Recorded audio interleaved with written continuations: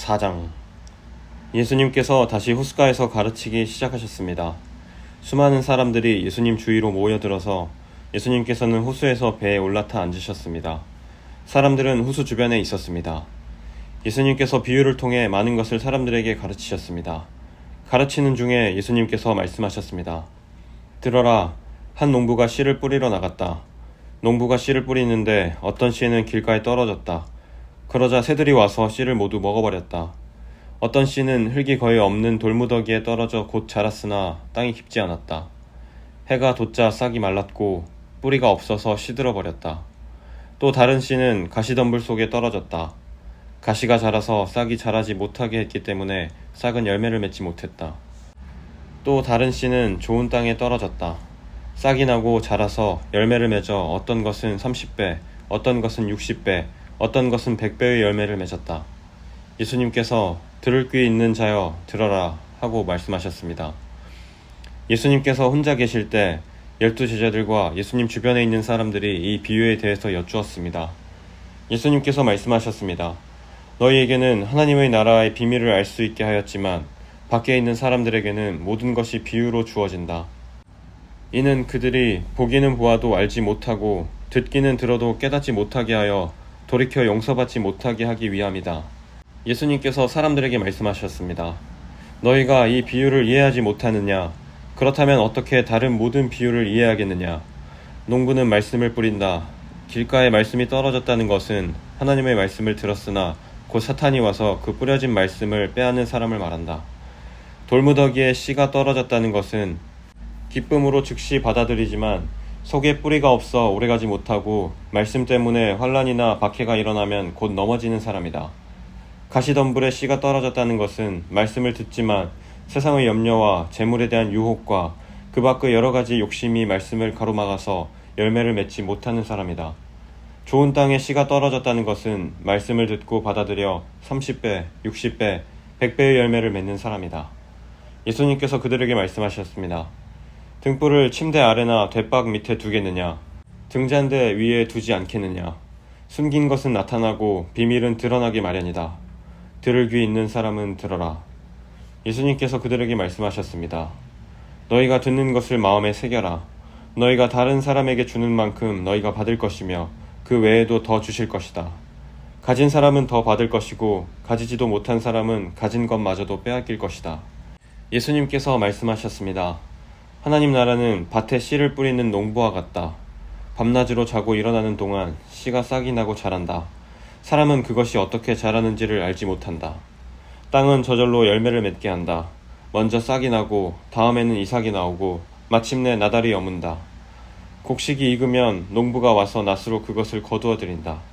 그것은 추수 때가 되었기 때문이다. 예수님께서 말씀하셨습니다. 하나님 나라를 무엇에 빗댈 수 있을까? 무슨 비유로 설명을 할까? 하나님 나라는 겨자씨와 같다. 겨자씨를 밭에 심을 때에는 밭에 심는 씨앗 중에서 가장 작다. 그러나 심긴 후에는 그 어떤 밭 작물보다 더 크게 자란다.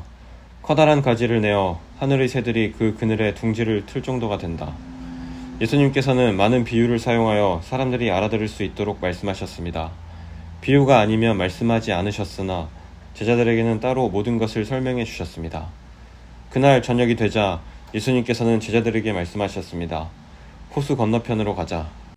그래서 제자들은 사람들을 남겨두고 예수님께서 배에 타고 계신 그대로 모시고 갔습니다.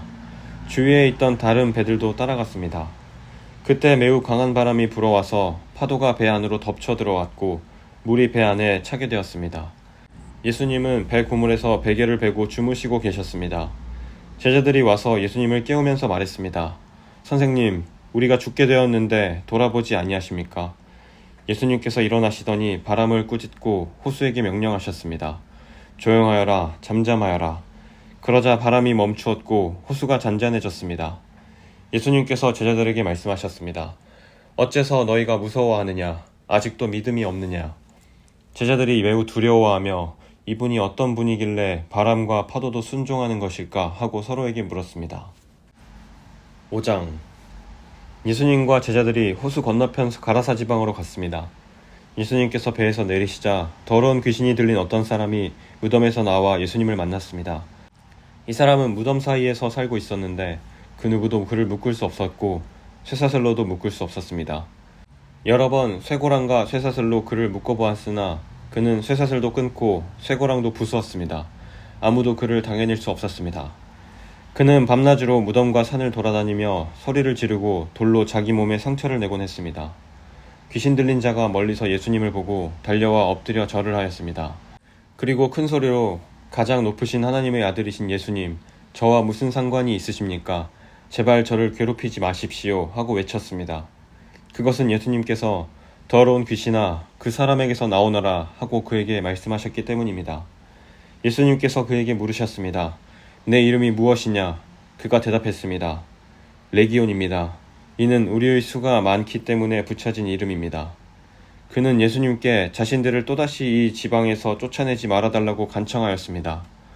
마침 그곳 산허리에서 많은 돼지떼가 먹이를 먹고 있었습니다. 더러운 귀신들이 간청했습니다. 우리를 저 돼지들에게 보내셔서 들어가게 해주십시오. 예수님께서 그렇게 허락하셨습니다. 더러운 귀신들은 그 사람에게서 나와 돼지떼 속으로 들어갔습니다. 그러자 거의 2,000마리나 되는 돼지떼가 호수 쪽으로 산비탈을 내리달아 빠져 죽었습니다. 돼지를 치던 사람들이 달아나서 읍내와 촌에 있는 사람들에게 이 사실을 알렸습니다. 그래서 사람들이 무슨 일이 일어나는지 보려고 왔습니다. 그들은 예수님께 와서 귀신이 들렸던 사람, 곧 레기온 귀신이 들렸던 사람이 옷을 입고 제정신으로 돌아와 앉아있는 모습을 보고 깜짝 놀랐습니다. 이 일을 목격했던 사람들이 그들에게 귀신 들린 사람에게 어떤 일이 일어났는지에 대하여 그리고 돼지떼에 대하여 말해주었습니다. 그러자 그들은 예수님께 자기네 지방을 떠나달라고 요구하기 시작했습니다. 예수님께서 배에 앉으시자 귀신 들렸던 사람도 예수님을 따라가게 해달라고 간청하였습니다. 그러나 예수님께서는 허락하지 않으셨습니다. 예수님께서 내 가족 식구들과 친구들에게로 가거라. 그들에게 주님께서 내게 얼마나 큰 일을 해주셨으며 얼마나 큰 자비를 베풀어 주셨는지 이야기하여라 하고 말씀하셨습니다. 그래서 그 사람은 돌아갔습니다. 그리고 데가볼리 지역에서 예수님께서 자신에게 얼마나 큰 일을 해주셨는지를 사람들에게 이야기하자 모든 사람들이 듣고 놀랐습니다. 예수님께서 배를 타고 맞은편 쪽으로 다시 건너오셨습니다. 그러자 많은 사람들이 예수님 주위에 몰려들었습니다. 예수님께서 호숫가에 계셨습니다. 야이로라고 이름하는 어떤 회당장이 예수님을 찾아왔습니다. 그는 예수님의 발 앞에 엎드렸습니다. 그리고 예수님께 거듭해서 간청했습니다. 제 어린 딸이 죽어가고 있습니다. 제발 오셔서 그 아이에게 손을 얹어 주십시오. 그러면 건강해지고 살아날 것입니다. 그러자 예수님께서 그와 함께 가셨습니다. 많은 사람들이 예수님을 에워싸고 밀며 따라왔습니다. 그 중에는 12년 동안 혈루증을 앓아온 여자가 있었습니다. 그는 여러 의사에게 보이면서 고생을 했습니다. 그러나 가진 돈만 다 써버리고 효과는 없었습니다. 오히려 병이 더 심해져 갈 뿐이었습니다. 그러던 중 예수님에 대한 소문을 듣고 사람들 틈에 끼어 예수님을 따라가다가 예수님의 옷에 손을 대었습니다. 그 여자는 옷에 손을 대기만 하여도 내가 나을 거야 하고 생각했습니다. 그 즉시 피가 흐르는 것이 멈췄습니다. 그녀는 자신의 병이 나은 것을 몸으로 느꼈습니다. 바로 그때 예수님께서 자신에게서 능력이 나가는 것을 느끼셨습니다. 그래서 돌아서서 물으셨습니다. 누가 내 옷을 만졌느냐? 제자들이 말했습니다.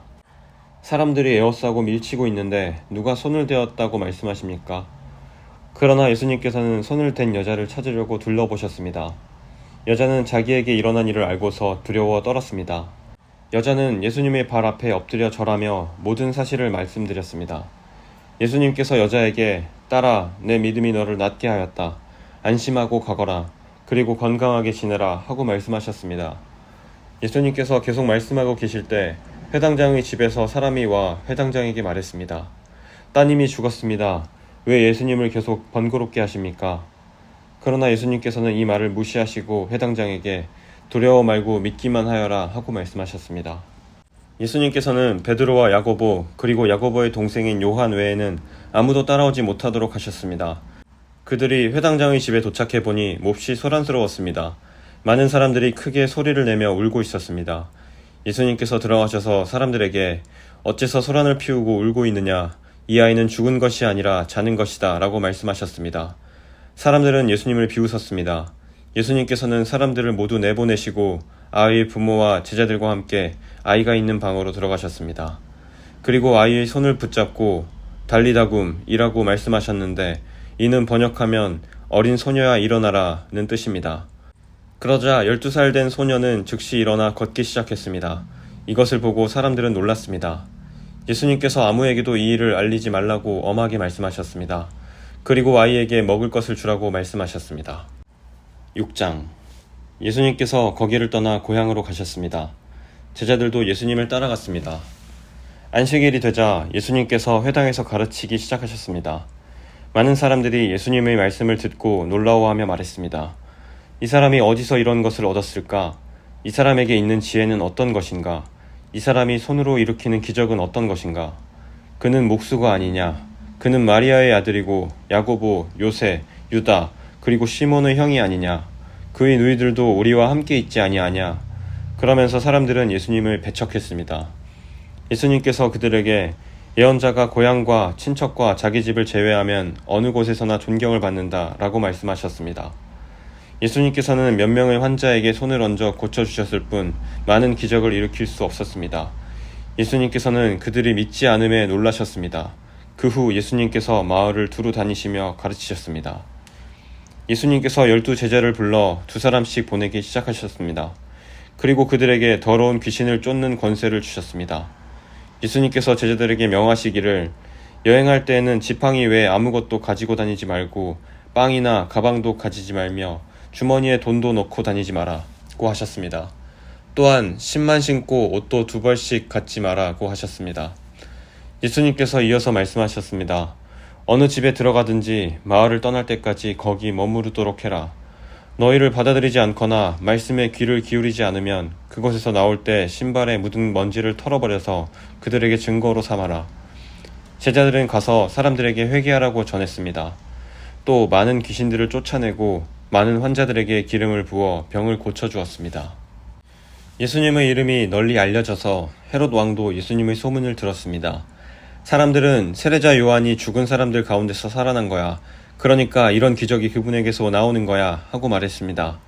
어떤 사람들은 이렇게도 말했습니다. 그분은 엘리야다. 또 다른 사람들은 그분은 옛날에 있었던 예언자와 똑같은 예언자야 라고 말했습니다. 헤롯이 이런 소리를 듣고 말했습니다. 내가 목을 잘라 죽인 요한이 다시 살아났구나. 예전에 헤롯은 요한을 잡아오게 하여 감옥에 가두어 둔 적이 있었습니다. 이는 헤로디아와 관련된 일로 헤롯이 자기 동생 빌립의 아내인 헤로디아를 아내로 삼아버렸기 때문입니다. 요한은 헤롯에게 자기 동생의 아내를 자기 아내로 삼는 것은 옳지 않습니다 라고 말하곤 했습니다. 그래서 헤로디아는 요한을 미워하였습니다. 헤로디아는 요한을 죽이고 싶었지만 그럴 수 없었습니다. 그것은 요한이 의롭고 거룩한 사람이라는 것을 아는 헤롯이 요한을 두려워했기 때문입니다. 그래서 요한을 살려두었습니다. 요한의 말이 듣기엔 괴로웠지만 그의 말을 즐겨 들었습니다. 그런데 요한을 죽일 수 있는 좋은 기회가 왔습니다. 자기 생일에 헤롯은 고관들과 천부장들, 갈릴리의 귀빈들을 초청해서 잔치를 베풀었습니다. 헤로디아의 딸이 춤을 춰서 헤롯과 잔치에 참여한 손님들을 즐겁게 해주었습니다. 그래서 헤롯 왕이 소녀에게 말했습니다. 내가 원하는 것을 말해라. 그러면 그것을 선물로 주겠다. 헤롯은 내가 무엇을 달라고 하든지 다 주겠다. 내 나라의 절반이라도 말이다 하고 맹세하였습니다. 소녀는 자기 어머니에게 가서 무엇을 달라고 할까요? 하고 물었습니다. 그러자 어머니가 대답했습니다. 세례자 요한의 머리를 달라고 해라. 소녀는 즉시 왕에게 돌아가서 바로 이 자리에서 세례자 요한의 머리를 쟁반에 담아주세요 하고 요청했습니다. 왕은 매우 괴로워했지만 자기가 한 맹세 때문에 그리고 잔치에 참여한 손님들 때문에 소녀의 요청을 거절할 수 없었습니다. 왕은 곧바로 시위대 군인을 보내 요한의 머리를 가져오라고 했습니다. 군인은 가서 감옥에 있던 요한의 머리를 잘랐습니다. 그리고 쟁반에 담은 그의 머리를 가져와 소녀에게 주었고 소녀는 그것을 자기 어머니에게 가져다 주었습니다. 요한의 제자들이 이 소식을 듣고 가서 요한의 시체를 가져다가 무덤에 묻었습니다. 사도들이 예수님께로 돌아왔습니다. 그리고 자신들이 했던 일과 가르쳤던 것을 모두 예수님께 말씀드렸습니다. 예수님께서 말씀하셨습니다. 외딴 곳으로 따로 가서 잠시 쉬도록 하라. 이렇게 말씀하신 것은 오고 가는 사람들이 너무 많아 예수님과 사도들이 식사할 시간조차 없었기 때문입니다. 그래서 그들은 외딴 곳으로 배를 타고 갔습니다. 그러나 떠나는 모습을 보고 사람들이 그들인 줄 알아챘습니다. 그래서 사람들은 여러 성읍에서 길을 따라 함께 달려가서 그들보다 먼저 그곳에 이르렀습니다. 예수님께서 배에서 내리시면서 많은 사람들을 보셨습니다. 예수님께서는 그들을 불쌍히 여기셨는데 그것은 그들이 마치 목자 없는 양과 같았기 때문입니다. 예수님께서는 그들에게 많은 것을 가르쳐 주셨습니다. 이미 날이 저물었습니다. 제자들이 예수님께 와서 말했습니다. 이곳은 빈들이고 시간도 너무 늦었습니다. 그러니 사람들을 보내어 근처에 있는 농가나 마을에 가서 먹을 것을 사 먹게 하는 것이 좋겠습니다. 그러나 예수님께서 대답하셨습니다. 너희가 먹을 것을 주어라. 그들이 예수님께 말했습니다. 그러면 우리가 가서 200데나리온 어치의 빵을 사서 먹이라는 말씀이십니까? 예수님께서 그들에게 물으셨습니다. 너희가 가진 빵이 얼마나 되는지 가서 알아보아라. 그들이 알아보고 나서 말했습니다. 빵 5개와 생선 2마리가 있습니다. 예수님께서 사람들에게 무리를 지어서 풀밭에 앉으라고 하셨습니다. 사람들은 100명 혹은 50명씩 떼를 지어 앉았습니다. 예수님께서 빵 5개와 생선 2마리를 들고 하늘을 우러러보시며 감사기도를 드리셨습니다. 그리고 제자들에게 빵을 떼어서 나누어 주도록 했습니다. 그리고 생선 2마리도 나누어 주셨습니다. 모든 사람이 배불리 먹었습니다. 제자들은 12광주리에 남은 빵 조각과 물고기를 거두어 드렸습니다. 빵을 먹은 남자 어른은 5,000명이었습니다. 예수님께서 제자들에게 배를 타고 호수 건너편에 있는 베스다로 먼저 가 있으라고 말씀하셨습니다. 그동안에 예수님께서는 사람들을 집으로 보내셨습니다. 사람들을 보내신 후 예수님께서는 기도하러 산에 올라가셨습니다. 밤이 되었는데 배는 여전히 호수 위에 있었고 예수님께서는 홀로 무태 계셨습니다. 바람이 불어와 제자들이 노를 젓느라고 애를 쓰고 있었습니다. 이 모습을 보시고 예수님께서 새벽 3시에서 6시 사이에 호수 위를 걸어오셨습니다. 그리고 제자들을 지나쳐 가시려고 하셨습니다. 제자들이 예수님께서 호수 위를 걸으시는 것을 보고 유령이라고 생각하여 비명을 질렀습니다. 그것은 그들이 모두 예수님을 보고 무서워했기 때문입니다. 예수님께서 즉시 그들에게 말씀하셨습니다. 안심해라, 나다, 두려워하지 마라. 예수님께서 배에 오르시자 바람이 가라앉았습니다.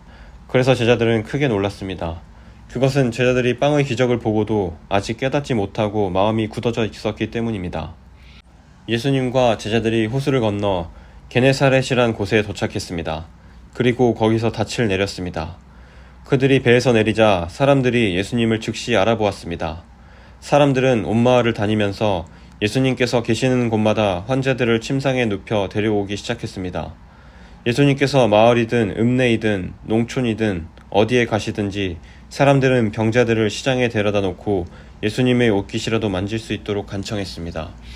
예수님을 만진 사람들은 모두 병이 나았습니다.